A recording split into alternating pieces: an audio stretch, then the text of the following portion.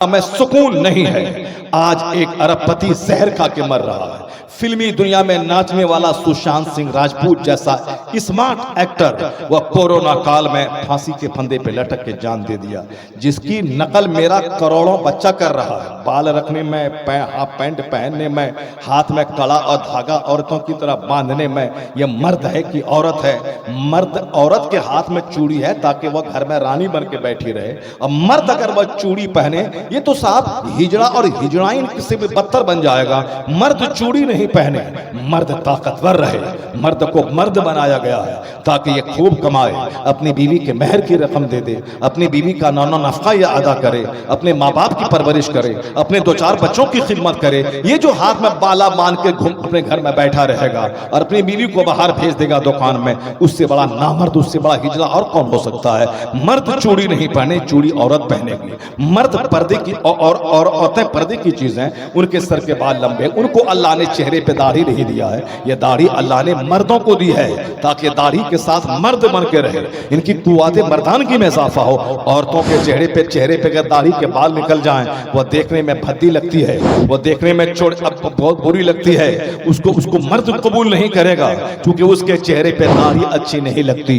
जिस तरह औरत को अल्लाह ने दाढ़ी नहीं दिया है, उसके चेहरे पे दाढ़ी अच्छी नहीं लगती, उसी तरह मर्द को अल्लाह ने दाढ़ी दिया है, यह दाढ़ी के साथ अच्छा लगता है। बेशक बेशक, सुभान अल्लाह सुभान अल्लाह। तो औरत दाढ़ी के बगैर अच्छी लगती है और मर्द दाढ़ी के बगैर अच्छा नहीं लगता। बेशक, सुभान अल्लाह सुभान अल्लाह। बेशक, इसलिए मर्द को अपनी मर्दानगी समझनी होगी, अपनी अहमियत का एहसास इसको देना होगा, दिलाना होगा कि हमारा क्या मकाम है। हम हैं कि जो औरतों के मेहर की रकम के जिम्मेदार है, उसके नानो नफा के जिम्मेदार हैं। जब तक आप मेहनत नहीं करें, कमाए नहीं, तो आप कैसे इसको पालेंगे। इसलिए इस्लाम ने कहा है कि नमाज फजर की 10 मिनट और रोजी की तलाश 10 घंटा।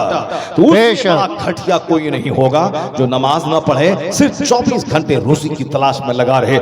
हदीस में आया है, जो सिर्फ पैसा करता है, सिर्फ रोजी तलाश करता है, इबादत नहीं करता है, अल्लाह उसकी निगाहों के सामने गरीबी के दरवाजे खोल देता है। फिर किसी फाती में जाके मर जाए, अल्लाह उसकी कोई परवाह नहीं होती है। और जो अपने पीछे दीन का गम लगा लेता है कि हमें दुनिया में रहना है, पर अपना ईमान बचा के, अपना दीन बचा के, अपनी नमाज बचा के, अपना रोजा बचा के, मुझको मरने के बाद खुदा को मुंह दिखाना है, और ये रहता बाजार में है मगर दिल मस्जिद से लटका हुआ रहता है। ये सोने के लिए घर जाता है मगर दिमाग लटका हुआ है मस्जिद में, मुझे फजर की नमाज पढ़ने जाना है। 8 घंटे खेत में है मगर दिल लटका हुआ, मुझे मस्जिद जोहर के लिए जाना है। क़ल्बुहु मुअल्लक़ुन बिल मसाजिद, जिसका दिल मस्जिद में लटका हुआ रहता है। आया है हदीस में कि क़यामत के दिन, जिस दिन कोई दरख्त का साया ना होगा, ना मकान का साया होगा, लोग अपने अपने अमल के हिसाब से नाक तक, गर्दन और सर तक पसीने में डूबे रहेंगे। लोग साया तलाश करेंगे कि इस सवा नेज़े पे आफताब सामने। अभी तो सूरज कई हजार करोड़ मील दूरी पर है और सूरज का रुख उस तरफ है, पीठ हमारी तरफ है, फिर भी अप्रैल मई जून में बदन चलने लगता है, साया तलाश करते हैं। लेकिन क़यामत के दिन सूरज हमारे सर पे आ जाएगा, उसका रुख जमीन की तरफ होगा। आज करोड़ों मील दूरी पे है तो ये हाल है, रुख उल्टा है तो बदन जलता है। लेकिन जिस दिन रुख उसका हमारी तरफ सीधा हो जाएगा, वह सवा नेज़े पे आ जाएगा, लोग किस कदर पसीने में डूबे रहेंगे, नाक तक, गर्दन तक डूबे रहेंगे। सुभान अल्लाह, नहीं मिलेगा कोई साया। लेकिन हदीस में आया है कि वो खुश नसीब जो दिल जिसका मस्जिद में लटका हुआ रहे, क़ल्बुहु मुअल्लक़ुन बिल मसाजिद, जिसका दिल मस्जिद में लटका हुआ रहे, तो अल्लाह क़यामत की उस वहशत में अपने अर्श का साया। सुभान अल्लाह। नारे तकबीर, नारे रिसालत, नारे रिसालत, मसलक आला हजरत, इस्लाह माशरा, नारे तकबीर, नारे रिसालत। फिक्र करनी होगी, सोचना होगा कि मैं क्यों पैदा हुआ हूं, मेरा मकसद हयात क्या है। एक गोल सेट करना है, मकसद सेट करना है। मुझको दुनिया में इज्जत की रोजी हासिल करने के लिए खूब मेहनत मशक्कत के साथ पढ़ना है, हलाल रोजी की तलाश करनी है, और जन्नत जाने के लिए ये नमाज़ें पंचगाना पाबंदी से पढ़नी है। साल के 12 महीने में 1 महीना 10 से 12 घंटे 16 घंटे रोजा रखना है। जिंदगी में एक बार हज करना है। जो बुनियादी बेसिक 5 चीजें हैं उस पर अमल करनी है। अगर माल अल्लाह दे तो डेली नहीं साल में एक बार उसकी ज़कात निकालनी है। किस कदर आसान कानून है। इस्लाम एक इजी मजहब है, सरल मजहब है, सिंपल मजहब है। इसका कायदा बहुत भारी नहीं है, समझने के लिए वह भारी है, लेकिन जो समझ लेता है उसके लिए बिल्कुल आसान है। मुनाफिकों के लिए नमाज में सुस्ती है, मगर जो एक्टिव लोग हैं, मुखलिस मोमिन हैं, उसके लिए नमाज पढ़े बगैर उसको चैन नहीं मिलता है। तो इस्लाम को बोझ न समझा जाए, इस्लाम को आसान सरल सिंपल मजहब समझा जाए। इस्लाम के सारे कवानीन बेनिफिशियल हैं, हमारे लिए हैं, हमारे लिए बाबरकत है, उसको बोझ न समझा जाए। अपने बाल बच्चों को सबसे पहले इस्लाम सिखाएं, उसकी गुट्ठी में इस्लाम पिलाएं, अपने घर में इस्लाम का चर्चा करें, अपने घर में इलाके के उलमा कराम के तक़वा परहेजगारी का चर्चा करें। सिर्फ अजमेर और अलाउल पनवी रज़ी अल्लाह तआला अन्हु के मज़ार पे जाकर दो पैसा कमा मांगने की बात न बताएं कि मज़ार पे जाने से पैसा मिलता है, मुराद पूरी होती है, बल्कि उन बुजुर्गों ने जिंदगी कैसे गुजारी, उन बुजुर्गों ने हिजरत कैसे की, उन बुजुर्गों की रात कैसे गुजरी, ये सारी बातें अपने बच्चों को बताएं ताकि उन बुजुर्गों के अमल की पैरवी करने का जज्बा इसको पैदा हो। मैं बेशक, सुभान अल्लाह, बेशक हक है। मैं हदीस पाक का तर्जमा आपको करके मैं आपको सुनाता हूँ। वह हदीस पाक हुजूर ने क्या कहा, 3 लोग ऐसे हैं जिसको अल्लाह निगाह रहमत से नहीं देखेगा, उसके लिए दर्दनाक अजाब है। एक वो है झूठा बादशाह, समाज का झूठा चौधरी, समाज का झूठा पंच, जो मुंह देख के फैसला करता है, जो सामने कुछ बोलता है पीछे कुछ बोलता है। अगर बोला ये शख्स जालिम है, अगर वह 10 रुपए दे दिया तो फैसला उसी के फेवर में कर दिया। जो समाज का चौधरी, किस कदर जिसको जिम्मेदारी मिली समाज में मजलूमों को उनका हक दिलाने की, जालिमों का डेना तोड़ने की, मगर 2 पैसे या एक अंडा खिला दिया, एक चाय पिला दिया, 2 पैसे उसको दे दिया, रात के सन्नाटे में फैसला बदल के उसी जालिम के फेवर में कर दिया। क़यामत के दिन पूछा जाएगा कि तुम जब समाज के जिम्मेदार थे, तुम्हारे कांधे पे समाज की जिम्मेदारी थी, तो तुमने एक अंडा खा करके फैसला कैसे बदल दिया? तुमने एक चाय पी करके फैसला कैसे तुमने बदल दिया? तुमने इस मजलूम का हक तुमने दबा दिया और जालिम का तुमने फेवर किया। पूछा जाएगा। हदीस में आया है, जो जालिम के साथ चलता है ये जानने के बावजूद कि ये जुल्म करता है, अल्लाह तबारक व तआला उस बंदे को जलील कर देता है, उसको रुस्वा कर देता है, वो भी जालिम ही में शुमार होता है। इसलिए जो लोग फासिक हैं, फाजिर हैं, शराबी हैं, ज़िनाकार हैं, ऐसे लोगों से मुस्कुरा के ना मिला जाए, ऐसे लोगों के साथ बैठ करके मटक मटक करके खूब चहक चहक के लहक के ना खाया जाए, बल्कि कोशिश करें कि ज़ानियों से अलग रहें, शराबियों से अलग रहें, सूदखोरों के यहाँ दावत में ना जाएं, ना उनका खाना खाएं, क्योंकि जो माल हराम से कमा करके दावत दी गई हो उसका माल ना लिया जाए, उसका माल ना खाया जाए, वरना आपका भी शुमार उन्हीं जालिमों में से हो जाएगा। तो ये बताइए कि साहब जालिम बादशाह का खतरनाक अंजाम होगा क़यामत के दिन कि अल्लाह बात नहीं करेगा, उसको गुनाहों से पाक नहीं करेगा, उसके लिए दर्दनाक अज़ाब है। दूसरा, वो गरीब जिसके पास माल नहीं है मगर फिर भी घमंडी है, मुतकब्बिर है। किस बात का घमंड है?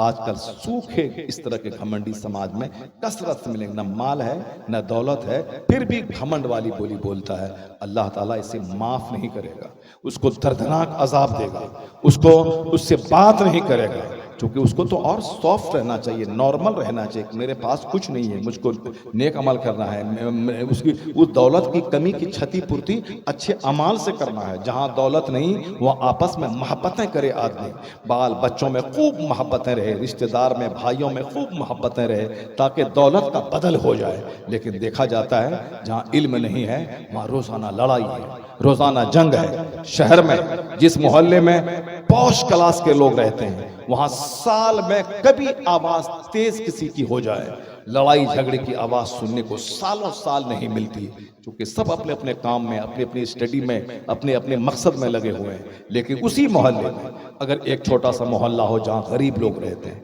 जहाँ जाहिल लोग, रोजाना जंग है, तो शाम में सब लोग पी करके आते हैं, शाम में जब तक लड़े नहीं, गाली नहीं दें, गंदी गंदी गाली नहीं दें, लड़ाई नहीं करें, उस वक्त तक नींद कहाँ आने वाली है? उसको माल भी नहीं है, उसके बाद लड़ाई है, नफरत है, और वहाँ अपार माल है, उसके बाद मोहब्बतें हैं, भाई से मोहब्बत, माँ से मोहब्बत, रिश्तेदार से मोहब्बत, रिश्तेदार को गिफ्ट देना है, माँ से प्यार, बाप से प्यार, भाई से प्यार। वहाँ 5 भाई है फिर भी जंग नहीं, और यहाँ गरीबों में 2 भाई है मगर ये दोनों मरदूद, एक दूसरे को सलाम नहीं करता, एक दूसरे से बातें नहीं करता।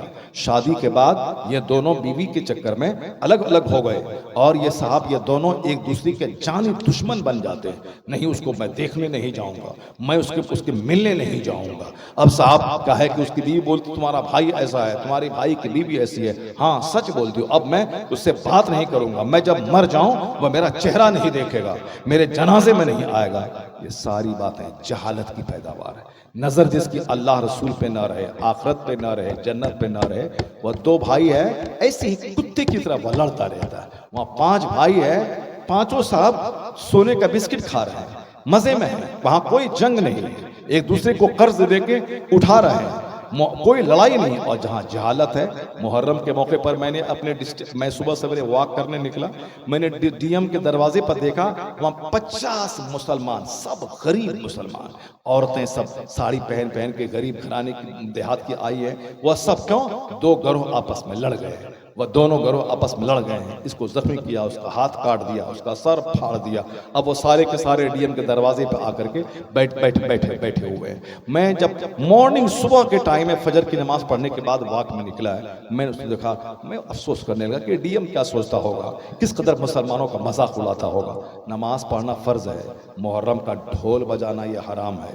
नमाज पढ़कर सवाल होगा क़यामत के दिन, मुहर्रम के खिचड़े का सवाल नहीं होगा क़यामत के, जिसका सवाल ही नहीं होगा उसी खिचड़े के लिए, उसी निशान के लिए, उसी ढोल के लिए 2 गिरोह आपस में लड़ रहे हैं। मेरा निशान यहाँ से गुजरेगा, मेरा जुलूस यहाँ से गुजरेगा, देखें कौन है जो उसको दबा देगा, काट देंगे उसको, दरख्त काट देंगे मगर मेरा निशान नहीं झुकेगा। क्या फालतू की बातें, जो काम हिंदू गैर मुस्लिम नहीं करता है वो काम मुहर्रम के नाम पे इमाम अली मकाम ने कुर्बानी दी, अपना सारा कुंबा लुटा दिया, इस्लाम बचाया। और ये इस्लाम को बदनाम करने के लिए इमाम हुसैन की शहादत का ये इस्तेमाल करते हुए खेल तमाशा बना दिया है। वो गैरों का मजहब है, जो लोग चंदा करके शराब पी के नाच के पूजा करते हैं। मेरा मजहब ऐसा है कि मेरा त्यौहार का दिन ईद का दिन है, डेली 5 नमाज, ईद के दिन 1 नमाज अलग से वाजिब हो गई। मेरा त्यौहार नमाज बढ़ गई, मेरा त्यौहार कुर्बानी बढ़ गई, मेरा त्यौहार सजदे तकबीर की सदाएं बढ़ गई, ये मेरा त्यौहार। उनका त्यौहार है शराब बढ़ गई, डांस बढ़ गया, औरतों को सताना बढ़ गया। जो कुछ होता है सब लोग जान रहे हैं। देखिए होली के नाम पे क्या ड्रामा करते हैं, किस कदर लोग साहब लोगों को सताते परेशान करते हैं। जरा आंख खोल के देख ले मेरा त्यौहार, ईद सबसे बड़ा त्यौहार, सजदा बढ़ गया, तिलावत बढ़ गई, खिताब बढ़ गया।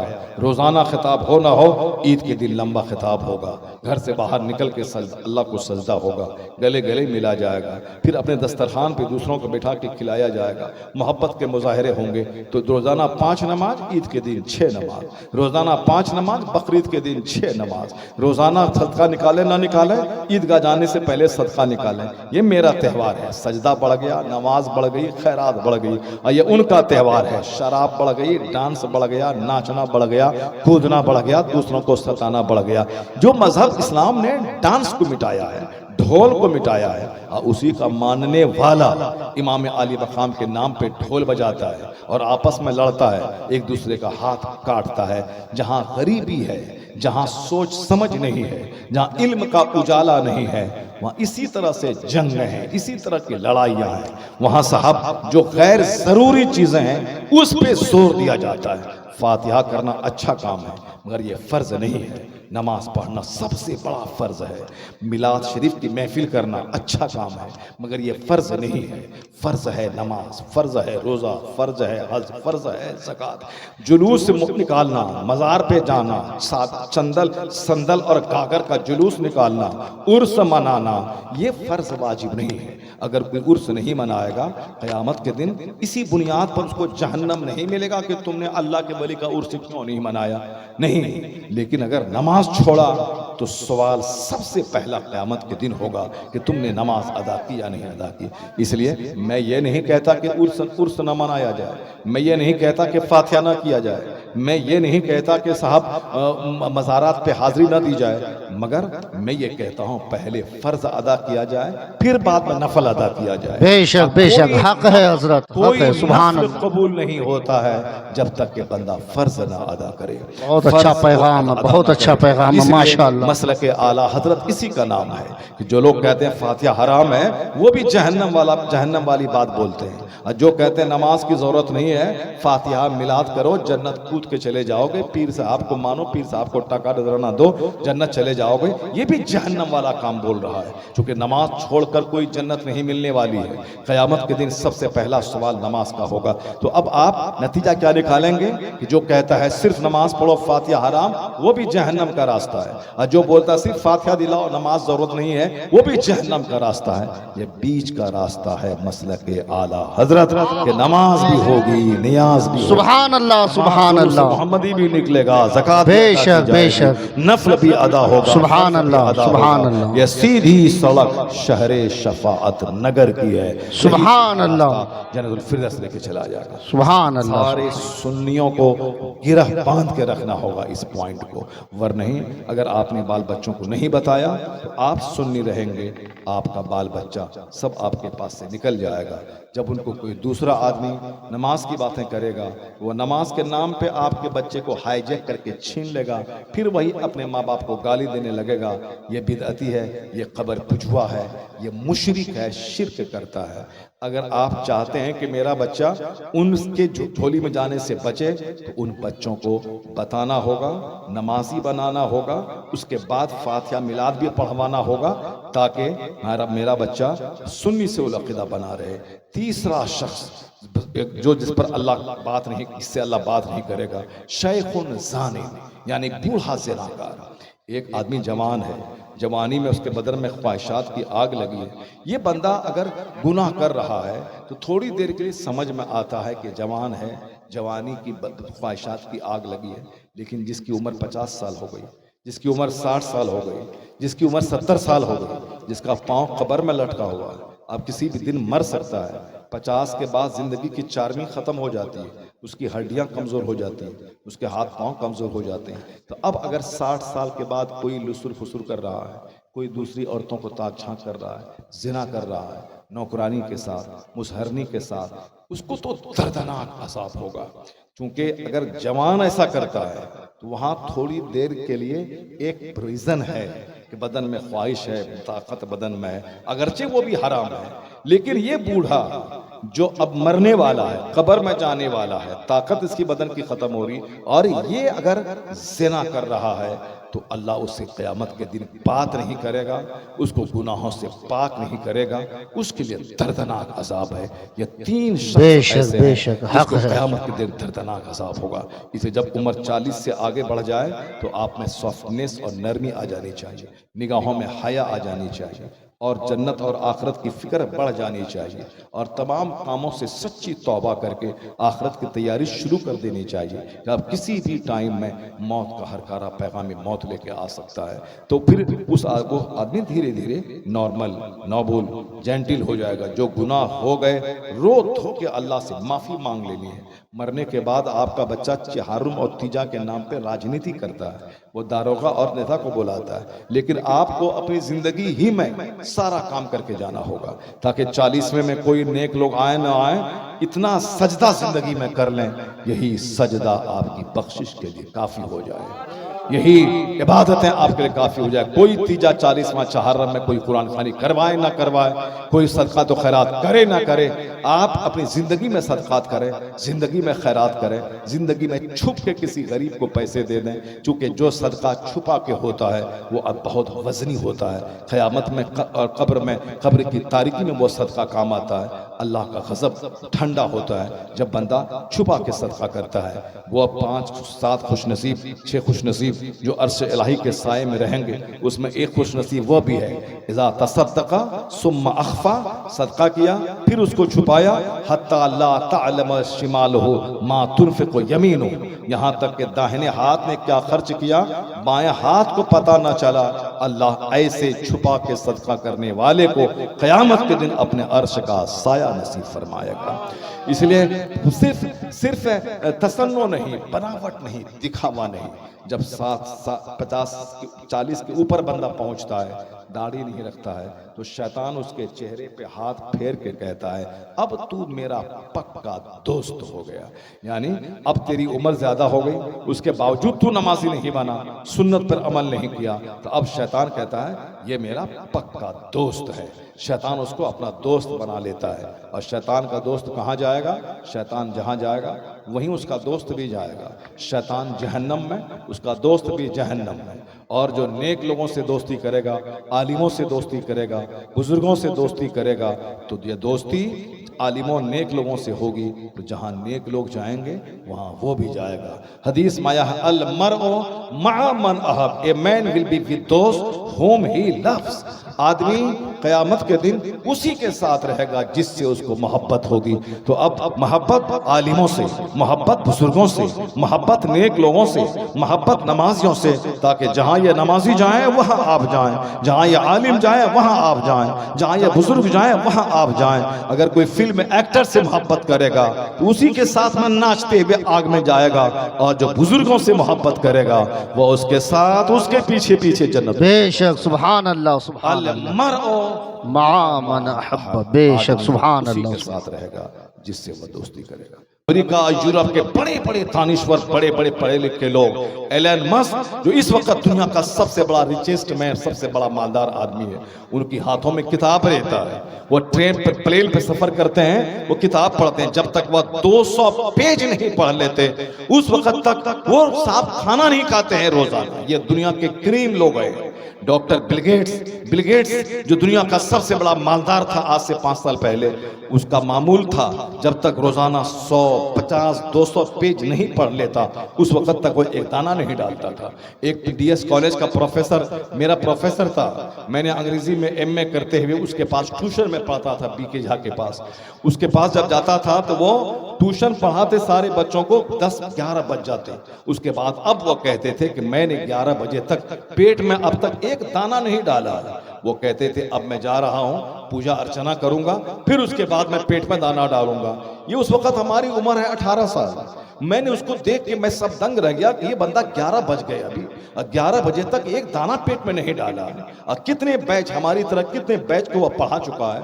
उसके बाद अब वो कहता है कि अब मैं पेट में दाना उस वक्त डालूंगा जब मैं पहले पूजा कर लूं, उसके बाद मैं पेट में डालूंगा। डीएस कॉलेज का एक बड़ा प्रतिष्ठित प्रोफेसर, अंग्रेजी लिटरेचर का जबरदस्त प्रोफेसर, जो एमए वाले बच्चों को पढ़ाते थे, जो कि मैं वहाँ एमए कर रहा था अंग्रेजी में, वो मुझको ट्यूशन पढ़ाते थे, मेरे जैसे हजारों बच्चों को पढ़ाते थे। जब वो बंदा पढ़ाया उसके बाद वो 11 बजे अन्न खा रहा है। मुसलमानों को चाहिए कि ये भी अपनी जिंदगी का एक एम सेट करें और कहें उस वक्त तक मैं सुबह अपने पेट में दाना नहीं डालूंगा जब तक कि मैं कुरान पाक का एक पारा नहीं पढ़ लूंगा। उस वक्त तक मैं पेट में दाना नहीं डालूंगा जब तक कि मैं 1000 बार हुजूर पे दुरूद नहीं पढ़ लूंगा। उस वक्त तक मैं खाना नहीं खाऊंगा जब तक कि मैं किताब का 50 चैप्टर नहीं पढ़ लूंगा। तो फिर क्या होगा? उसका इल्म बढ़ेगा, उसका तकवा बढ़ेगा, उसकी सोच बढ़ेगी। और जब बंदा कुछ ठान लेता है तो शुरू में थोड़ी सी परेशानी होती है, बाकी वह काम उसके लिए आसान बन जाता है। जब दुनिया के बड़े बड़े लोग रोजाना किताबों का मुताला करें और हम मुस्लिम सोसाइटी का जायजा लेते हैं, हमारे यहाँ करोड़ों में कोई है जो किताबें पढ़ता है, वरना अक्सर लोग मोबाइल चला कर अपनी जिंदगी को बर्बाद और तबाह कर डाला। जिसको प्रोफेसर बनना था चपरासी बनने के काबिल नहीं रहा, जिसको बहुत बड़ा ताकतवर इंसान बन के समाज का भला करना था, वो गंदी रील देख कर अपनी सेहत को नामर्दी के कगार पे पहुंचा कि वो अपनी बीवी के लायक भी अपने आप को नहीं छोड़ा। सोच कमजोर हो गई सेहत खराब हो गई, इसी हालत में जहर खा के वह मर गया। दुनिया के लोगों का मुताला करना होगा, कैसे कैसे लोग जी रहे हैं, और दुनिया में सबसे बड़े हैं मुस्तफ़ा की जिंदगी का मुताला करने वाला कभी खसारे में नहीं रहेगा। उनका हुस्न लाजवाब, उनका इल्म लाजवाब, उनका तकवा लाजवाब, उनके जीने का अंदाज लाजवाब। उनके घर में 2-2 महीने तक चूल्हे में आग नहीं सुलगती थी, सिर्फ खजूर और पानी पे गुजर बसर होता था। जब आका के विसाल के बाद जब एक कंबल आपकी अहलिया मोहतरमा मुसलमानों की मुकद्दस माँ ने सहाबा कराम को दिखलाया, एक मोटा सा खुरदरा कंबल, तो सहाबा कराम रोने लगे। यानी हुजूर सारी कायनात के मालिक व मुख्तार, अरब व अजम के ताजदार, महबूब परवरदिगार, वजह तख्लीक के कायनात, जिनकी वजह से दुनिया बनी है, अल्लाह अपने महबूब को इज्जत देकर अर्श पे बुलाया, कायनात की मुख्तारी अता फरमा दी। इतना बड़ा महबूब, वो अपने घर में 2-2 महीने तक चूल्हे में आग नहीं सुलग रही है, सिर्फ खजूर और पानी पे गुजर बसर हो रहा है। अगर मुस्तफ़ा को मुसलमान पढ़ ले, वो पैसा कमाने के लिए झूठ नहीं बोलेगा, वह सूद नहीं खाएगा, वह रोजाना 10 बार पेट में दाना नहीं ठूसेगा, वह खा खा करके मरीज नहीं हो जाएगा, वह सिर्फ कपड़ा पहनना, मकान बनाना और रोजाना तरह तरह के खाने खाना ये जिंदगी का मकसद नहीं बनाएगा। नजर चूंकि फिल्म के एक्टर पे है, फिल्म के एक्टर पे भी नजर नहीं है। फिल्म का एक्टर जो आज करोड़ों रुपए कमा रहा है, फिल्म में नाच गा के कमा रहा है, उसकी जिंदगी भी ये ठीक से पढ़ लेता। ये तो सिर्फ उनका डांस देखा है, ये तो सिर्फ उनका उसका जो है शॉर्ट लिबास देखा है, सिर्फ नाचने वाली औरत का डांस देखा और ये नाचना शुरू कर दिया। ये नहीं देखा कि ये नाचने वाली जो फिल्म में नाच करके 50 करोड़ रुपए कमा रही है, इसकी इन्होंने रात कैसे गुजारी है, इन्होंने दिन कैसे गुजारा है, इन्होंने प्रैक्टिस कितनी की है, इन्होंने मेहनत कितना किया है, इन्होंने धक्के कितने खाए हैं, इनकी फिल्में कितनी फलाप हुई हैं, ये किस कदर दर-दर की ठोकरें खाई हैं, 10-10 घंटे जाग कर फिल्म की स्क्रिप्ट को कैसे रटा है, उसके बाद भी फिल्म उसकी फलाप हो गई है, फिर उसके बाद मेहनत नहीं छोड़ा है, तब जाके वो कामयाबी के कगार पे वो पहुंचा है या पहुंची है, तब जाके वो एक फिल्म में साइन करके 10-10 करोड़ रुपए कमाते हैं। ये उनको उनकी मेहनत तो नजर नहीं आती, बस सिर्फ उनका डांस नजर आता है, उनका शॉर्ट लिबास नजर आता है, सिर्फ उनका चेहरा नजर आता है, मेकअप क्या हुआ, उनकी गर्दनें नजर आती हैं, या चेहरे पे पागल हो गया, गर्दन पे पागल हो गया, उनके साथ फिल्में बार-बार देख रहा है, 4-4 3-3 घंटे हॉल में बैठ के देख रहा है, रोजाना जाके देख रहा है, अपनी आंख को सेक रहा है। यानी ये वह लोग हैं जिसका कोई मकसद हयात नहीं होता। कुरान ने क्या कहा, वमा खलक़तुल जिन्न वल इंस इल्ला लियअबुदून। अल्लाह ने क्या कहा, जमीन मैंने तेरे लिए बनाया है ताकि इस पे चलो, सड़कें बनाओ, खेती बाड़ी करो, इस पे अपना घर बनाओ, ये आसमान तेरे लिए है, ये आसमान की छत तेरे लिए है, इसमें सूरज और चांदी का लैंप तेरे लिए लगाया गया है ताकि सूरज की रोशनी में दिन में काम करो, ये रात के सितारे तेरे लिए हैं ताकि वहशत तेरी रात की दूर हो सके, ये सूरज तेरे लिए, चांद तेरे लिए, ये आसमान की बारिश तेरे लिए, ये दरख्त ऑक्सीजन देने वाले तरह तेरे लिए, ये जमीन से उगने वाली फसलें तेरे लिए, ये सेब तेरे लिए, संतरा तेरे लिए, ये खीरा तेरे लिए, ये लहसुन प्याज तेरे लिए, ये हल्दी नमक मिर्च तेरे लिए। यानी कितनी चीजें दुनिया में है, हमारे खाने के लिए वेजिटेबल है, हमारे खाने के लिए परिंदे का गोश्त है, हमारे खाने के लिए जानवर के थनों का दूध है, हमारे कपड़ा बनाने के लिए साहब कपास की खेती है। ये सारी चीजें अल्लाह ने दी। कपास की खेती होती है जिससे मैं कपड़ा बनाऊं, गाय के थन का दूध पी के मैं ताकतवर रहूं, जानवरों का परिंदों का गोश्त खा के मैं ताकतवर रहूं, समंदर की मछलियां खा के मैं ताकतवर रहूं। ये मछली मेरे लिए, गोश्त मेरे लिए, दूध मेरे लिए, ये लहसुन जो जबरदस्त कैंसर का इलाज है, उसके बगैर तरकारी अच्छी नहीं होती, ये लहसुन मेरे लिए, ये हल्दी जो कैंसर का जबरदस्त इलाज है, ये हल्दी हमारे लिए, ये लहसुन हमारे लिए, मिर्च हमारे लिए, प्याज जो दिन में खाए वह ताकतवर मर्द हो जाए। अगर प्याज को रात में इस्तेमाल करे तो मुमकिन है कि मर्दान की कुव्वत खत्म हो जाए। दिन में खाने का अपना एक अलग फायदा है, रात में खाने के अलग नुकसानात है। ये प्याज लाजवाब, लहसुन लाजवाब, हल्दी लाजवाब, अदरक लाजवाब, मिर्च लाजवाब, ये छोटी मिर्च लाजवाब, गोल मिर्च लाजवाब, इलायची लाजवाब, ये सारी चीजें। एक संतरा डेली खाए, उसका डाइजेस्टिव सिस्टम अच्छा रहेगा। एक आम अगर गर्मी के जमाने में कोई उसका जूस पी ले, उसके पसीने के जरिए जितना साल्ट निकला है वो उसकी क्षतिपूर्ति हो जाए। ये जामुन जबरदस्त शुगर का इलाज है, ये अमरूद जबरदस्त चीज है। एक सेब ही फल होता तो काफी था, आम फलों का राजा था काफी होता। लेकिन एक अनार जो जन्नती फल है, जो बीमारों की ग़िज़ा है, जो गन्ने का जूस, ये ज़बरदस्त इलाज हमारे लिए है। ये सारी चीज़ें किसके लिए है? कौन खाता? अल्लाह खाने से पाक है, अल्लाह के फरिश्ते खाने से पाक हैं। ये सारी नेमतें हमारे लिए हैं। तो तन्हाई में बैठ के गौर करना पड़ेगा कि जब सारी नेमत मेरे लिए है तो मैं किस काम के लिए हूँ? मैं क्यों पैदा हुआ हूँ? मेरा क्या काम है? सिर्फ खाना और हगना? मेरा क्या काम है? खाना और सोना? मेरा क्या काम है? सिर्फ जानवरों की तरह 10-20 बच्चे पैदा करना, सड़क पे छोड़ देना और इन बच्चों को मोहताज बना के मर जाना? नहीं। जिस दिन आप गौर करेंगे कि मेरा मकसद क्या है, कुरान की आयत करीमा आपको मकसद समझाएगी। वमा खलक़तुल जिन्न वल इंस इल्ला लियअबुदून। ये सारी नेमतें तुम्हारे लिए, तुम्हारी पेशानी का सजदा नेमत देने वाले खुदाए वाहिद के लिए। सुभान अल्लाह, सुभान अल्लाह। जमीन आसमान सब तेरे लिए। तुम्हें सिर्फ अल्लाह की इबादत के लिए पैदा किया गया है। और वो इबादत ऐसा नहीं कि 24 घंटे मस्जिद में बैठ के रहना है, नहीं। रात में 8 घंटे तुम्हारे लिए, नींद के लिए। फजर में सिर्फ 10 मिनट का टाइम निकालना है अल्लाह रब्बुल इज्जत को सजदा करने के लिए। फिर फजर से लेके जोहर तक 8-10 घंटे पेट के लिए तुम मेहनत करो, तुम्हारे लिए। जोहर में 15 मिनट का टाइम निकाल के इस 10 घंटे में बदन में ताकत देने वाला, सूरज की रोशनी दे के काम करने का अवसर प्रदान करने वाला उस खुदा वाहिद को सजदा करो। दोपहर में बदन को फ्यूल चाहिए, थोड़ा सा रेस्ट चाहिए, तो उससे पहले जो तुम्हें ताकत दिया, सूरज की रोशनी दी, उसको सजदा कर लो। फिर उसके बाद खाना खा के आधा घंटा आराम करो, फिर रिफ्रेश होकर अपने काम पे लग जाओ। 3 घंटे काम करो, फिर 5 मिनट के लिए असर में आ जाओ, फिर 2 घंटे सौदा सरफ बाजार में खरीदो, फिर 10 मिनट के लिए मगरिब में आ जाओ, फिर 2 घंटे बाल बच्चों के बीच रहो, फिर 15 मिनट के लिए ईशा में आ जाओ, फिर ईशा पढ़ करके 8 घंटे 10 घंटे आराम से जल्दी से सो जाओ, ताकि 10 बजे से पहले सो जाओगे। बदन में जितनी भी कमजोरियां पैदा होंगी सबकी रिपेयरिंग हो जाएगी। ये 8 घंटे 6 घंटे की गहरी नींद बदन की सारी क्षतिपूर्ति, बदन की सारी बीमारियों को दूर कर देती है। और यह नींद दोबारा से ताकत देकर रिफ्रेश बना के उसको दोबारा नई ताकत और तवानाई के साथ दूसरे दिन का इस्तेमाल करने के लिए वो नींद तैयार करती है।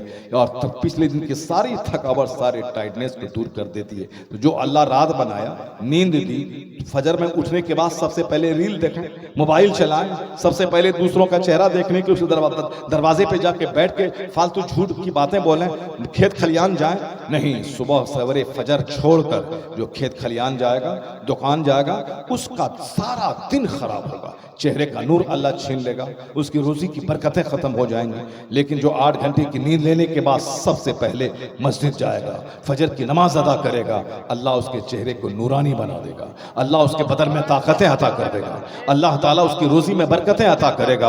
वो कमाएगा 10, अल्लाह 50 की बरकतें उसमें अता फरमा देगा। नमाज की बरकतें सरहाल रहेंगी। ये बताएं कि 8 घंटे कहाँ 10 मिनट, कहाँ 10 घंटे, कहाँ 10 मिनट। 8 घंटे अपने लिए, 10 मिनट खुदा को सजदा करने के लिए। उससे बड़ा बदबख्त, उससे बड़ा बदनसीब, उससे बड़ा घटिया आदमी कौन होगा जो 8 घंटे नींद लिया और 10 मिनट खुदा की बारगाह में हाजिर नहीं हुआ, जो 10 घंटे दुकान में बैठ करके 2 पैसा कमाया ताकि पेट में रोटी डालो, मगर 10 मिनट के लिए सजदा के लिए हाजिर नहीं हुआ। इसलिए आज जो लोग मस्जिदों को उजाड़ते हैं, जो लोग मदरसे को उजाड़ते हैं, जो लोग इस जलसे को उजाड़ते हैं, अल्लाह ने उनकी जिंदगी का सुकून उजाड़ दिया है, उनकी जिंदगी का चैन छीन लिया। आज दुनिया